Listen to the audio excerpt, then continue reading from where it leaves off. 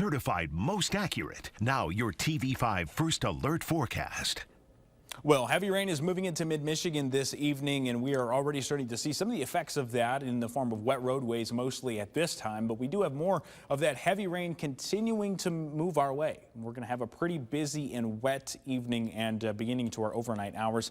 Here's a look over Mount Pleasant. As you can see, raindrops falling past the camera. We've got a few right there on the lens, and it's very wet out there in the parking lot. And it really hasn't been raining for all that long. Temperatures for you currently sitting in the lower to middle 60s. Even Flint still holding on to 73 degrees right now. Now, as we take a look at where these showers are moving through, we'll start here in our central areas. You can see a lot of that heavy rain starting to move through the Tri-Cities, and now the steadier rain coming in from the west there. Further to the south, a little bit of this heavier rain starting to move through parts of the area and down towards Flint and Owasso. We might actually have a few times where we have a few breaks. You can see in the very bottom left-hand side of your screen there, a little bit of a break in there. But our further north areas should be mostly in this rain throughout much of our evening hours for us. You can see that by backing out here.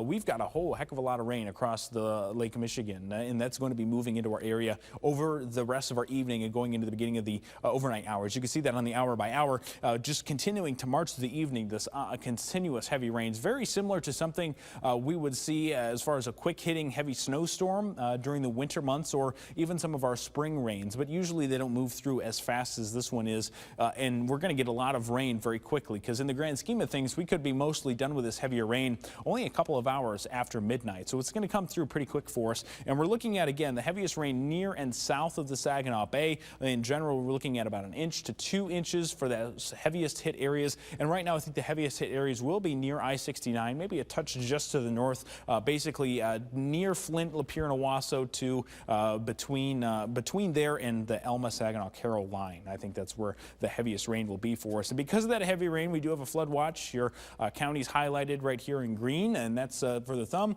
the Tri-Cities, and down towards Flint as well. But we're not quite out of the woods yet with rain chances. We should have a mostly dry Thursday outside of an isolated shower to start the day and potentially a few isolated showers for our western counties as we go into the evening. But after that, mostly dry for Thursday for just about everybody else. Some sunshine mixed in there as well, middle 70s, pretty nice day.